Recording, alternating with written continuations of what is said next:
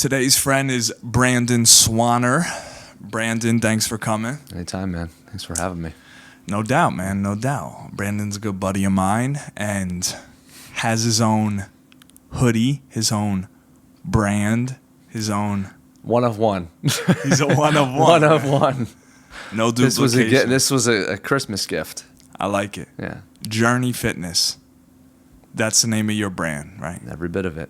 Yep. How'd you pick Journey Fitness, the name? Well, back in, 10 years ago?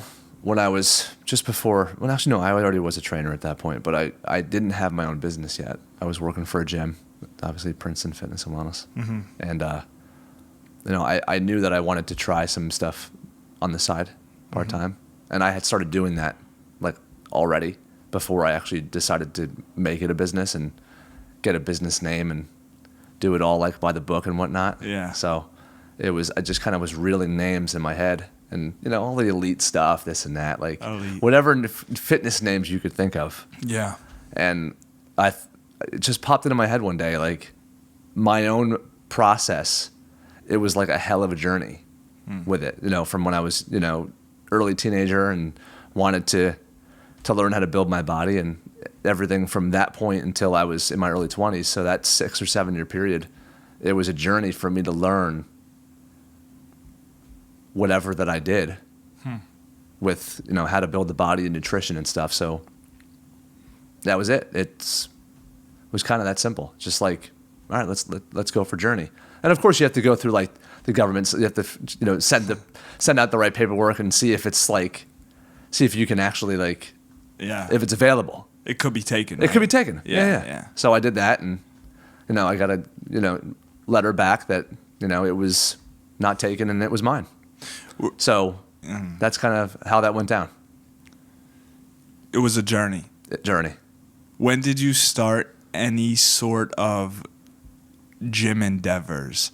I don't mean athletics until you were 12 or 13 or 14. When did you consider exercise as a hobby or a passion? Well, early on too, because my brother and my cousin, they started to get into weightlifting because they're 4 years older than me. So they were, in their late teens, and I was of course 13 or 14, and there was a universal weight system that my grandfather got my brother, and they put it in the basement. So they would go down there and they would go through the motions and do the chest press and the bent over rows and all the different exercises Nice. the shoulder raises and stuff, and I just would be down there because I just wanted to hang out. So I'd be down there and see all this stuff, and I was the tall skinny kid, and I still am the tall skinny man, tall lean man. Both of us. I hate tall skinny.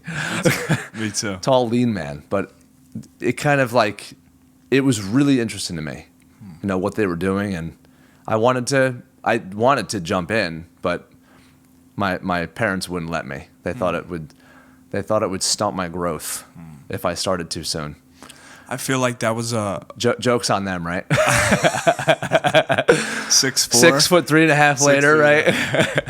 Nothing has been stunted. I did start I would go down there when nobody was watching, and I would do try to do with some of the stuff that they would do, obviously with not the same weight, but what kind of exercises you would try? The chest press and the standing pull toward you and the cable, the curls, and the curls were the best. Was it like a Bowflex? No. A different brand. Yeah. But yeah, cable operated. Yeah. So the chest press cable pulley operated the same. Yeah. It's actually still in my parents' basement today. Wow. My dad started using it finally. Wow. Yeah. It all comes full circle. Yeah.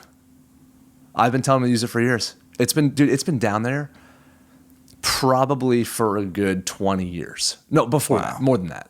Wow. Probably 20, 22 years it's been down in that basement. So when you were shadowing your brother and your cousins, was your first introduction when you finally got on that machine, or was it like a gym? No, it was first. What do you mean? So your parents didn't let you go on it. Well, they didn't want me to. Yeah, they didn't want me to use it because they thought it would affect my growth because I was still so young. So when did they let you? so to speak? I kind of just started doing it more like when I got to high school, like 15 really. Like 15, I started to get, I tried several things, and from what I would see them do and tried to mimic the form and technique, and it's just, you learn as you go. And of course they had like, on the machine, they had the, the chart with all the all the suggested exercises and the motions you're supposed to do. So I followed that along with what I saw them do. What exercise did you like the best? The curls? Honestly, no. At the time, it was the chest press. It just felt good to sit there and just try to push as much weight away from your chest as possible. Was it upright? Yeah. Okay. Yeah. Wow. Yeah, it was sitting there like this, and you clear and you push forward. Wow. It was just so exhilarating for me at the time to do that. And like you get the chest pump, the shoulders. I was like, oh, Like, what is this? It's Hulk style. it was a lot of fun. And then from there, it just kind of like, it just escalated. It grew. And then like they stopped. I was 15 at that point. So like, I guess they thought it was like, well, I guess it's all right now. And they didn't say anything to me, and I started using it more, and it just kind of grew. And then from there, when I got my license, then of course I wanted to go to an actual gym. What was your first actual gym? Oh my God.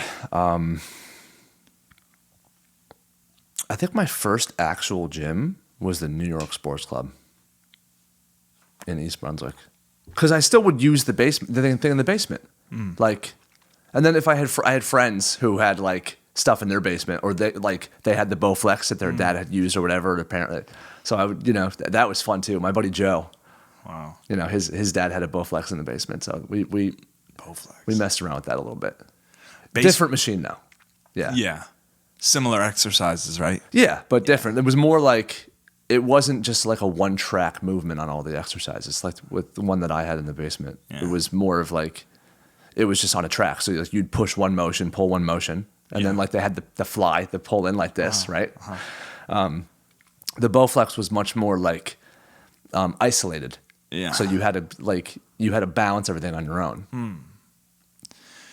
So when you lifted throughout high school, in basements and in gyms, when you went off to college, you went from high school to college, were you still super amped in like the bodybuilding and weightlifting? The most. So like it was peaking. It was a whole new world. Wow. Because you know how you do like the tours, right? So I went to when I went to Ryder to visit, they show you like the campus, and of course, and then they bring you through the rec center. It was a rec center, of course, where they had the basketball courts and they had all this other stuff. And of course, I saw the gym, and I was like, dude, if I go here, it is game on. It was like a whole different thing for me. Did you choose Ryder? I did. Wow. Yeah. And you tore the gym up? I did stuff. I tore some stuff. I never actually tore anything. I never tore them. I pulled muscles, but I never tore anything. But it just was like, I don't know. It was a new universe. It was different. Were you gaining a lot of muscle in college? Over the course of 4 years, I went from I only actually put on about 20 pounds of muscle in college over 4 years. It's a lot. It's tough, man. It's a lot of muscle. Takes a lot of time. Yeah. And I was consistent, but it's a lot of look, the food that they give you at college, it's not obviously the most optimal as far as nutritional quality, but you ate a lot, and I feel like I did my best with it, and it just learned more about and of course when you go to college, you get to converse with other people who know stuff too, and it's kind of just one big learning experience. When you got out of college, did personal training enter your mind at all? Right away? Before I got out. Okay. Because you have to if you go in undecided to college, right? You have to pick something. So you know what? I'll pick business. You can't go wrong with business. It can do anything with business. So I did that, and I think late junior year, I had thoughts of maybe having a gym.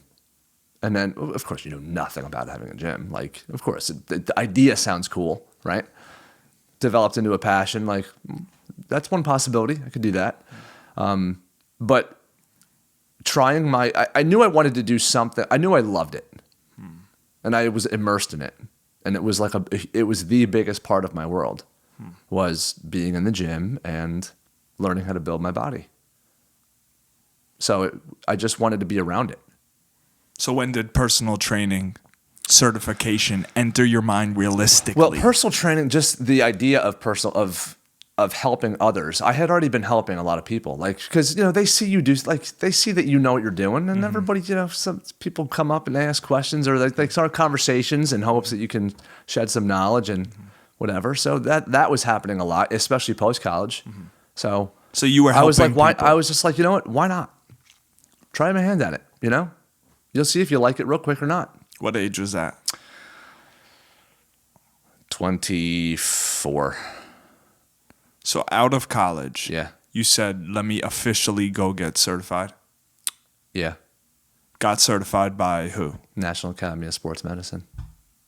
Yeah. No, it was, I mean, aside from all that, it was just the idea of doing it was interesting to me, and I wanted to see how it would go. What did you want to accomplish? I just wanted to help people because I knew what it was like for me. What was it like? It just was, it was difficult at times, and you really have to like submerge yourself in it if you really want to get to a certain level. And not everyone's level is the same. I understand that, but if I needed help, other people need help too. So I wanted to do that. And I'm like, why not make some money at the same time? And it's been a long road of building. A journey? Yes. You get your personal training certification. How long does it take you to get your first job as a trainer? I was lucky too, because one of my high school teachers, she happened to know the PT manager at that gym.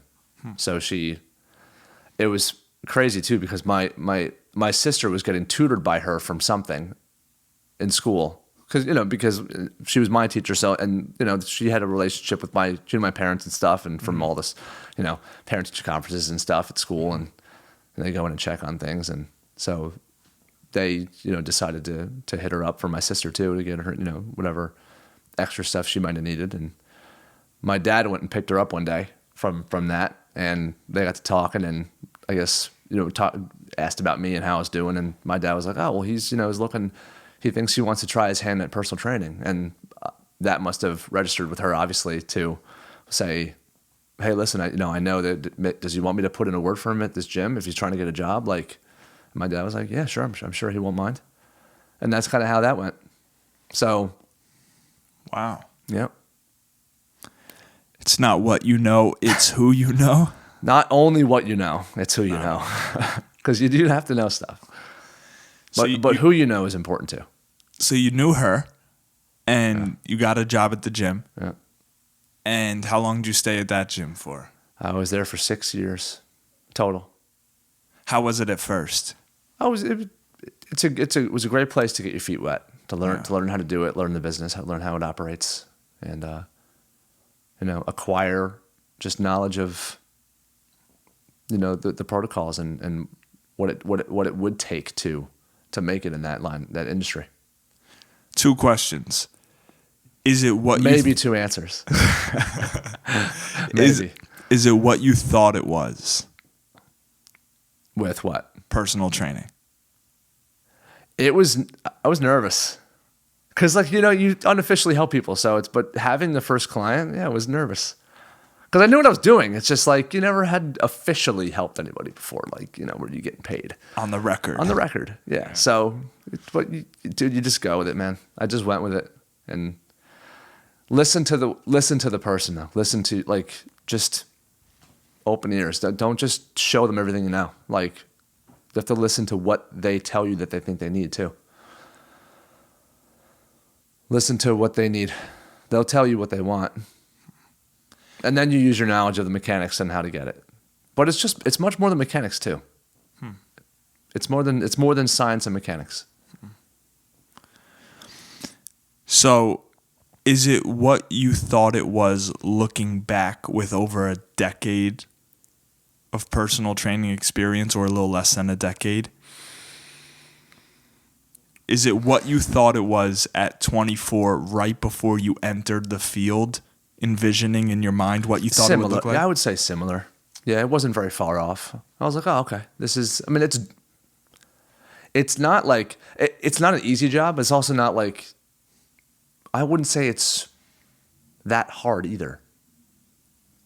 It depends on what you're looking to do with it. It depends on what avenue you're looking to take with it. Because there's not just one, it's not just one plain road, one track road to personal training. There's a lot of, you can go a couple different ways with it. Demographic, what you're looking to target, how you're looking to help people, the psychology part of it. There's a lot involved, which is why it's not an easy job. So what were the pros and the cons of being in a commercial gym? Or even if it was a little of a unique gym because it was a sort of a wellness center. What are the pros and the cons of being in a gym like that, employed as a trainer? A lot of support from people that work there already, that want to help you out and help you get your feet wet and provide, encouragement, support, and knowledge. And I don't think there's any visible cons, so to speak, with that kind of job. Or with that, endeavor. I don't think it's other than whatever nervousness you might have yourself. I can't think of it off the top of my head that I just was nervous. Like, I was eager to build something, like to attract clients and build something that I looked forward to coming to do every day. So you stayed there for 6 years. Mm-hmm. Did you go independent after 6 years? Fully, yes. Fully independent. Yes. But it took a while to get to that. It did. It did. Took a while. So those 6 years, a lot happened. Mm-hmm. Well, I developed a clientele there, and then, at some point I just realized I wanted to take it on my own. I was grateful for the opportunity that they provided me, and that I learned the business and learned enough from them to spread and expand and take it my own route. Was that gradual? The feeling of wanting to take it independent? And I was nervous too. Of course I was nervous too. Yeah. We all need certain level of certainty in order to pull the trigger on something, whether it's large or small. Some people need more, some people need less. Like for me, it's just kind of like I think I acquired enough of that, enough confidence in it to just like, all right, let's go. Let's go for it. And look, if it wasn't going to be an easy thing, and I knew that. Like when you're on your own, you have to get your own stuff. But what's that stuff?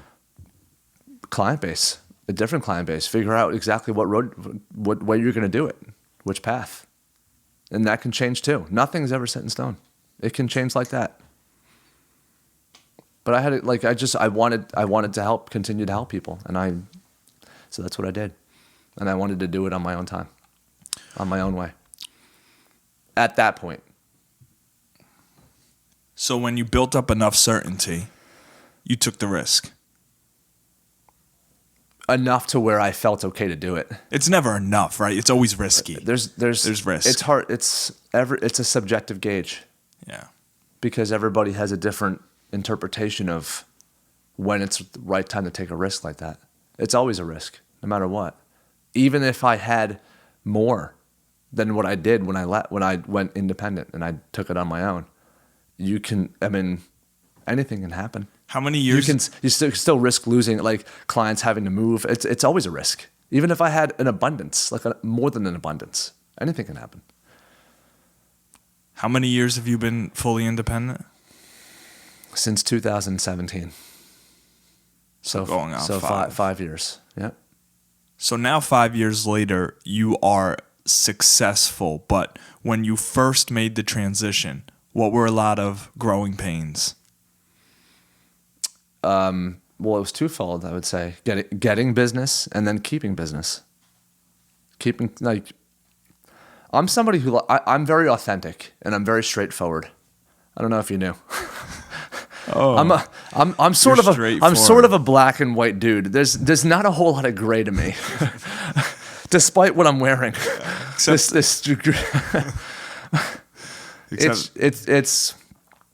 just with me. It is what it is. Like, I just went for it. It was not, and it like, I had support, and I knew what I could do. I knew what I had. I knew what, like, the bottom line of, like, what I had to get. Of course, you got life. You gotta pay your way, pay your bills and stuff, and make sure that you have enough coming in. But for me, it's always been more about the authenticity of doing it for the right reason. I never got into this for the money, to make money. Honestly, if I was doing that, I would have done something that would have skyrocketed me into, the financial industry or something else. If I was in it for money, if I was in something for money. Is it fair to say that if you were in this only for money or largely because of money, that your past 6 years would have been way harder? Because the love and passion you had maybe. actually helped get through it, tough times, because you love doing it? Well, the love is what keeps you there. Well, no, I'm sorry. The passion is what keeps you there, but the love of it is what helps you get through all the nonsense. And I almost was very close to redirecting. What age? I'd say probably 26. So I hadn't left the gym yet at that point. No. When did I leave? How old was I? Yeah, you were 2 years into the gym at 26? Yeah. So it's at that point, though, like, I was thinking about, was it 26? Maybe it was 20. Either way, like, Few years into the gym? I'd still, like, I had when would that, what's the math on that? When would I have left the gym then? 2017, right? I was what, 20? You were 30? I was almost 30. Almost 30. Okay, so then, so like, yeah. No, it's, I almost redirected the entire thing because there were certain outside influences in my life at the time that made me feel like I should have. So Things with hearts? things with That breathe? things with heartbeats. Gotcha. Yeah, there was a circumstance that was not pleasant, that was making me think I should do something different. What were you going to do? Because of the amount of money that it brings in, or that, I didn't know. Just, I guess, not like office, but it was, I don't remember it exactly, but it was not going to be centered around PT. How close were you to stopping personal training?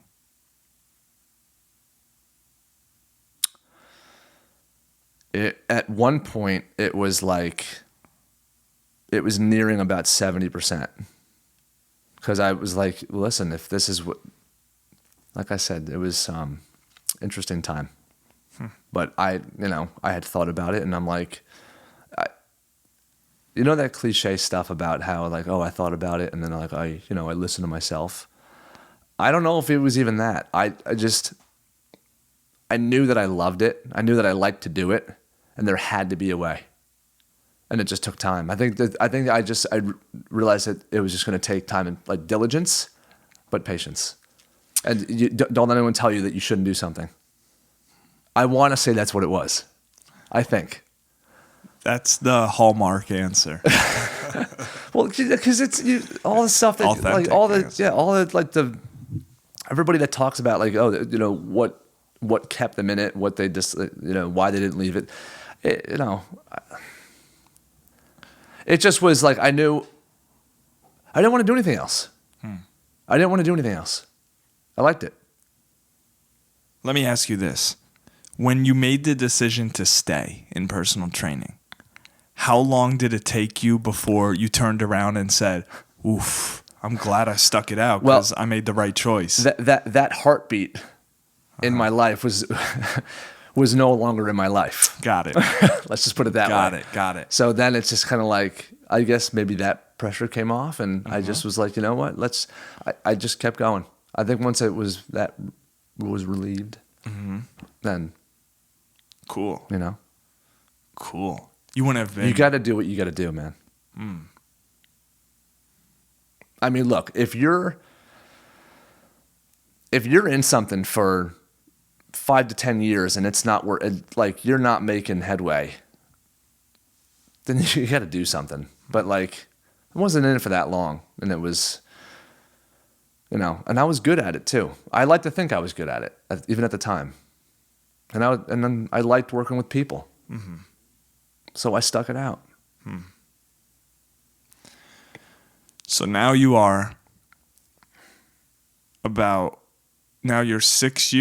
5 years independent, going on 5 years independent. Mm-hmm. You have clients that you love. What are some of your longer clients? How long have you been with them for? How long have I been with Kevin? Kevin's been, I think I started working with Kevin when he was 57, and he's going to be 65. So 7 years. 7 8. years. Yeah. Gonna be 8. Yeah, Gonna 7. Well, it depends on when it started, but yeah, like 7. It was going like in between 7 and 8 years. Wow. And my second longest running one now is, who's that? My guy Joe. Yeah. I think he's been he's going on 5. 5 years, I think. 5 years. Mm-hmm. 7 going on 8 years. 2 different relationships. When you were in the gym, what were some of those? Did you have a couple year-long relationships with people while you were in the gym? Oh, yeah. So you had year-long relationships? Yeah, I still communicate with one of the guys I used to train. In the gym? Yeah. Yeah, we follow each other on Instagram and the whole thing. Yeah, we get together every now and then whenever like he comes back from whatever country he's traveling to. Making us all jealous. Yeah, his name was Carlos. Carlos. I had him for several years before his work schedule changed, and he started traveling a lot more than he was before, like international travel. So those type of people, man, different breeds, different wirings to just travel all their life, right? Listen, everyone has their own thing. So let me ask you this.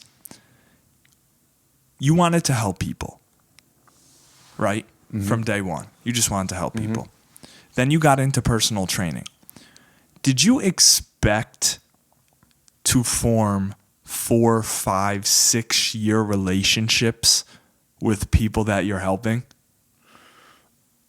I think on a certain level you'd like to. Of course, you want to have a relationship with who you're working with, and you need to know them very well and know them closely. Mm-hmm. It's funny too, because the old thing, the joke goes, you have your spouse and then you have your trainer. Like they're the second closest person in your life because they know so much about you, like that, because they're literally immersed in your world, trying to help you stay healthy and work with you on just maintaining a certain lifestyle with health. So they are a very big part of your life. I am a big part of, and I love it. I'm a big part of a lot of people I work with's lives, and I'm close to everybody I work with. So I love that part. You wanted that? Oh heck yeah, yeah. That's fun to me. I like being one of people's support systems, their encouragement, their health push, their guy. Their morning shot of espresso they need. Literally. Get your ass to your basement and work out. That's right. Get on that Peloton now. Go. They need that sometimes. Yeah. No, everyone needs some. I think that everybody should have that person in their life. Everyone should have a trainer, a health and fitness trainer. Because it's everywhere now. It's such a big part of everyone's lives. Oh, you got Bombas. Sorry, they're good socks. They're quality socks. They are. They wear, right? Not that I'm trying to rip on anything, but the first pack I got, they didn't really hold up that well. They kind of you can see they started fraying and stuff, and I mean I emailed them and just told them what was going on, and they sent out that's common. They sent out a new pack, and the customer service was good about it, and so definitely don't go outside though without shoes on. Not that I did that. I may have done that once. But here's the thing. May have done it once. Do you ever stop when you're reflecting in life, whether it's in the shower, about to go to sleep at night, and you're just thinking? Do you ever say, I actually helped people, and it kind of blows your mind a little bit how much you've helped real humans? Like, it just sounds so cliche to say you've helped people and changed lives. It's easy to say it, but when you really think about it, I think it gets really emotional and deep. That would be a Jay question. 100% through and through. We're here on Jay's Friends with Jay's Questions. But the way that you asked that initially, I'm like, that's a Jay question. Do you 100%. Ever? It's, I do often, actually. I reflect on that often. And I tell you what, every time you get a text message from somebody that you're working with and you have been working with, and that they are seeing stuff change. And I mean, there's ups and downs with everybody. It's not a perfect system with anybody. I mean, even with as much as anyone knows about this stuff, it's not. Life happens. Life gets in the way, and you just have to work with it. But it's getting those messages that, you're making an impact, and that you are a crucial player in my weekly stuff. That's what makes all of it worth it. All of it. And I'm very grateful that not a lot of stuff really goes that wrong in my weeks when it comes to work.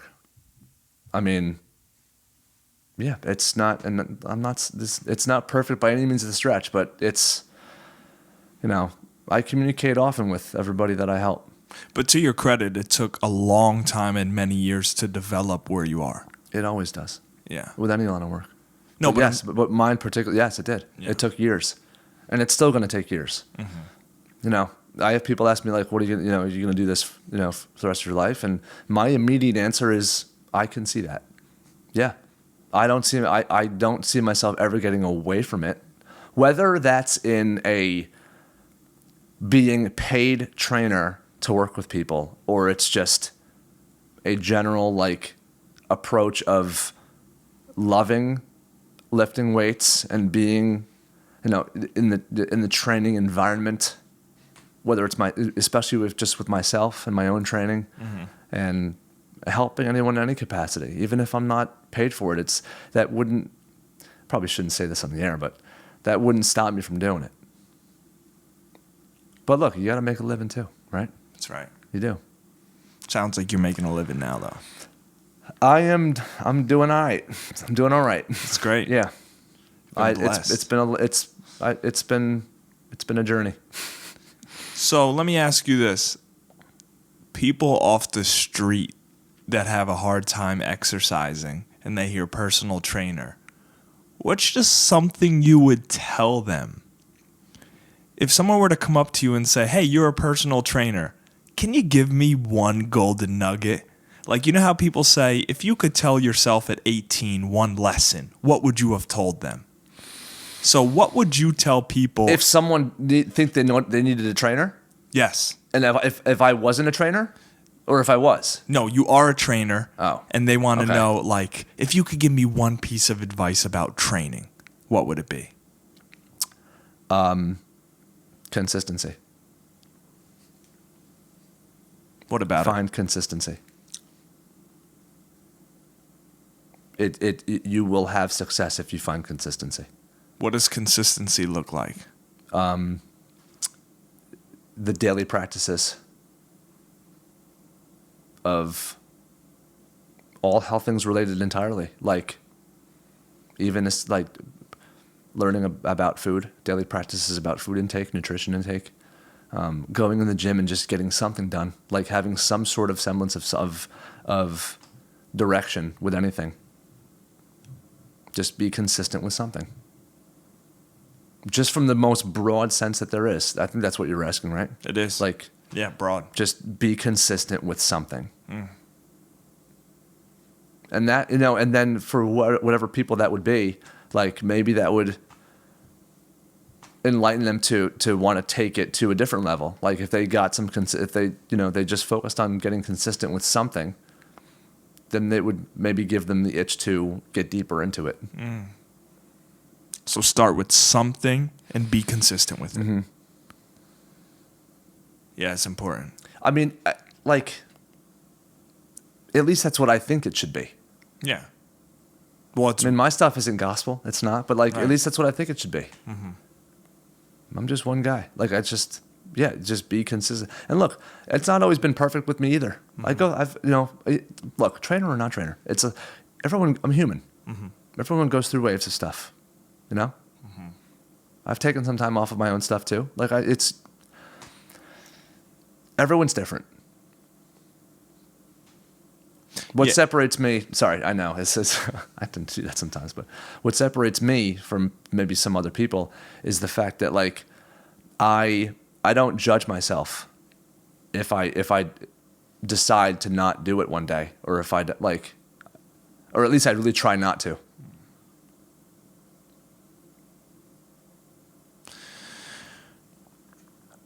How do you not judge yourself? Like, let me give you an example. You're consistent. You're on a dieting plan, which isn't a real diet. You're just making better choices. You want to lose weight or build muscle or both. You're doing really well. It's been 2 months. You fall off track for like 3 or 4 days, and it hurts you that you've fallen off for 3 or 4 days because you've worked so hard the past 2 months. So how do you not judge yourself? I don't nowadays. And I don't say I should have done this. There's a reason why it didn't, that if in that 3 or 4 day period, there's a reason why it didn't get done. There's a reason why I didn't step into it. Let yourself have it. I don't like to live backwards. God willing, I'm going to keep waking up, and I have more time. I have time. Like, there's always, like, God willing, there's always, hopefully there's a tomorrow. And if there's not, I'm happy with what I have done. You don't like to live backwards. Amen to that. It's funny. I heard on a TikTok one time, one of those motivational videos or whatever. There's a reason why your windshield is the size it is, and that your rearview mirror is the size that it is. Don't look back too much. Don't look back. Yeah. Your windshield is huge, your rearview mirror is small. Forward. Keep moving forward. Now look, again, nothing is perfect. And in an ideal world, everything would get done as it needs to. But just do your best. Everyone just do your best. And don't beat yourself up. I used to. I did. And look, and I have my days. I have days too. But even if I go in there and it's a day where, like, I'm just like, oh man, I'm dragging. Like, even if I go in there, and it didn't used to be this way with me. Like, if it wasn't going to be all in, it wasn't at all. So, but now it's like, if I go in there and I bang something out, like, whether it's just like you do a couple sets of rows, or you do like something like, at least with that, it already feels better that I did something. I stepped foot in the environment, paid it a visit, and did something. But sometimes it's imperfect, and it just doesn't. You have to sit with it. Yeah, what does sitting with it look like? It sucks. Dude, look, you don't want to sit with much. I'm telling you. Because then you start thinking, and thinking never got anybody anywhere, except Elon Musk. Yeah, it did pretty well for him. It did all right. Yeah, I'm teasing. You want to sit with it enough to process it, right? But then once you process don't overthink. Then it's windshield. I'm going to use that. Jay, is it windshield? One of the hardest things in the world is to not overthink things. And have I done my fair share of that. But you just have to do your best. That's it. And don't judge, and just really try not to judge yourself. I don't know if this makes sense, but people that judge, it just popped in my head. People that judge themselves are only judging based off of what they're seeing other people do. If nobody else was watching you, would it matter as much? If it was only you that knew it. You know what I'm saying though? Like that's a thing, right? Like that's. So what you're telling me is the person in the mirror is who you should be in competition with, and not others. I mean, yeah. Then there's that too. Like, but in the world of digital everything, social media, everybody's eyes are on everybody else, which makes some people feel like bad that they didn't get something done that day, or like they didn't achieve this or that. Or like, oh, look what this person's doing. I probably should get on this too. No, dude. Like, I mean, unless it's from an encouragement standpoint, like you're using that as like an enthusiasm boost, that's fine. But people sometimes go down a rabbit hole based on someone else from what they say. What should they do instead? Not watch it. No, learn how to like internalize it. Learn how to like compartmentalize it and recycle it for something good. Alchemy. And that's not easy either. It's not. All this is hard stuff. So you're saying take it and then take the good from it and then discard it As best you can. as best you can. Yeah. Best you can. And it's not. Again, it's not. Nothing's perfect or going to go perfectly every time. No. That's what I'm saying. Try. Just try to not judge yourself. I try to. Sometimes I do. But I try like hell not to. I actively try. Like if I am, I actively try to do things that get myself out of that mind frame, that mindset. What in exercise and fitness is fun to you? Are we talking? Dude, picking weights up off the floor, man. Just picking them up and slamming them down. That's me.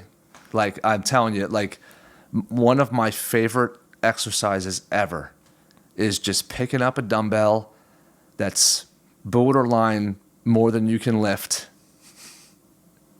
You don't want to get hurt, but, like, pick something that really makes you work for it and just rip it off the floor again and again and again.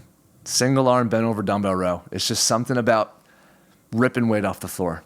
I didn't say deadlift on purpose because it's no longer my hex bar deadlift. Not traditional anymore. Hex bar. But dude, bent over row I think has always been my favorite. Tell people what a hex bar deadlift is. It's just the shape of the bar. Okay. You step into it, Okay. and there's handles on the side. So it's like a box or Right. like So it's not a hexagon. traditional deadlift where the bar's in front of you and you're Right. pulling from front. No. So it's easier on your lumbar. Got it. But still, it's like, dude, man. Single arm rows. There's just something about it. It's fun. That's just me. Hex bar deadlift close second. Yeah, I would say if I had to put, that it's bent over rows, single arm, hex, I guess deadlifts in that style, and T-bar rows, where like you put the bar in between your legs, and you stack. Oh man, and you grab it, you just start ripping it. You want to do it safely. So those who don't know should hire a trainer. Brandon. And I know I laugh, but I'm being serious. I know. Yeah. But still, like that's my definitely like, yeah. Yeah, it's fun. Those are like my. Notice how I didn't say chest press. It's just not. I don't know. It used to be chest press, but now it's not. Maybe my injury steered you away I just from love it. ripping things. You're like, all right, yeah, chest used to be my favorite, but How long? Here's a question for you. How long did it take you to like be okay mentally to get back into that after what happened to your pec?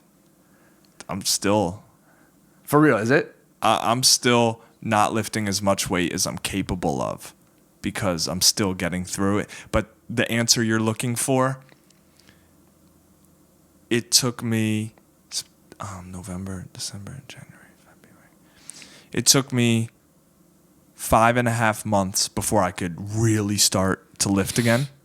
And then from that point, it took me a good 3 to 4 months to start to get over some of the fears? That's what I was curious about, the nervousness. Odd enough, I could chest press 30s for a couple Yeah. sets, but doing a push-up was scary. The push-up was scary, man. Why? Why the push-up so much? It's just your own body weight. Yeah, I know, but my body weight is more than 30. a lot. Yeah. Well, was that 30 in each hand? Yeah. So that's okay. So that's like on the one it's isolated. True. So Yeah. All right. I don't know. It's just now. I don't blame you. The funny thing is when I see people now doing like poor form dumbbell flies with too heavy of weight, I get agita, right? Okay. But All right. but what about the Spartan races? Don't you like those? Oh man. Aren't those fun to you? I almost wore that today. I had it on the other day, the Spartan shirt. Yeah, they are. I haven't been in them much in the past, especially since the pandemic. But did one right before it. It was cold. Cortland, New York, in March. Man, Finish strong. a little chilly. I finished. A just couple of them got me that day. A couple of Nice. the obstacles, yeah. Nice. It's cold. What's It's hard to move when it's cold. What's the hardest part? Not just the cold, but when you're doing an Spartan race where you have a bunch of obstacles and you're constantly jogging in between obstacles. What's the hard part about completing the whole endurance task? Completing the whole endurance task. It's hard. I mean, everyone has a different reason for doing those things. Now, of course, if you're competing, then you need to be strength and conditioned, which means that you need to have a certain level of endurance. When racing those things, when you're competing, it's a lot of them are. There's 3 different categories. So there's a 3-mile course, there's an 8-mile course, and a 13-mile course. But I don't know if the 13-mile ones, if people compete with those. I think it might just be the sprints and the supers, the shorter ones. I know it's definitely the shorter ones. I'm not sure if the longer ones. I don't remember. But whatever your reason to get out there on the course is, mine hasn't been to compete. And a buddy of mine is always trying to, dude, you would crush this, he says. I'm like, yeah, well, I'm using it for a different reason. I just like to get out there and tackle the course. What's your reason? For that. It's just pure fun to me. Nice. It's just pure fun. I mean, look, not for nothing. Like and not to sound like I'm bragging, but I mean, finishing the course is not. I can finish the course. It's no big deal. But well, I shouldn't say that. The beast was a you know what. It's tough. That was a lot. Well, it was on a ski mountain, so it was 13 miles up and down, across. Was that Jersey? A couple times. Yeah. Yeah. That sucked. That was a lot. Did you train? You don't like to run, right? I wouldn't say I don't like to run, but particularly my favorite stuff is just to lift weights. Because we've gone on throw some jump ropes in there. Yeah, but you're a freak with running. We've gone on a couple and they've been fun, man. Yeah, you want to talk about fun? I tried folks? to. Yeah. When was he in it? Who? You said Moats? No. Oh, Folks. folks. Oh, okay. Folks. Folks. Folks. Okay. One last question. Yeah. Last question. I appreciate you being here. My family wanted to know. I think I said I was doing this with you.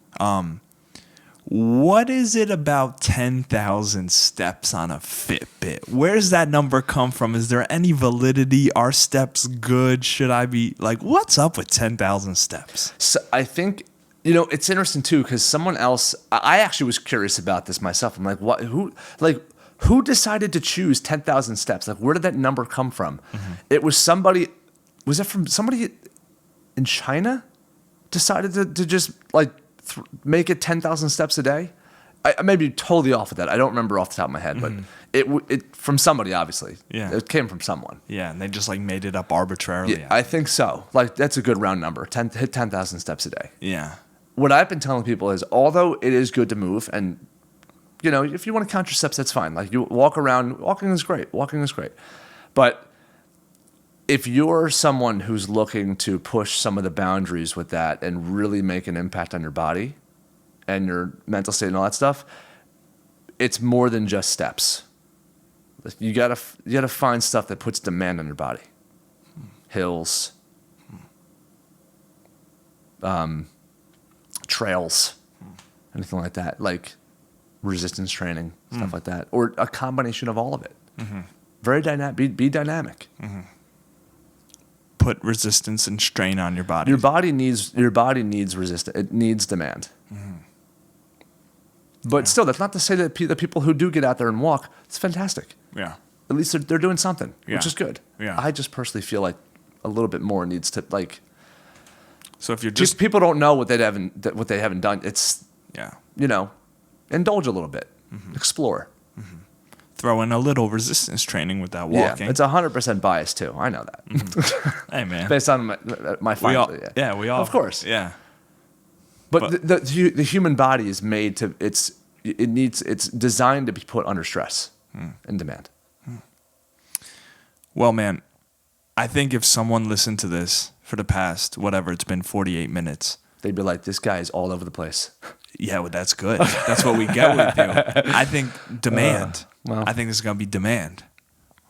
Thanks, dude. Anytime, man. For coming on. Yeah, for sure. I'm just pointing at this guy. No, it's him. All right, man. Thanks. Yep. Appreciate you.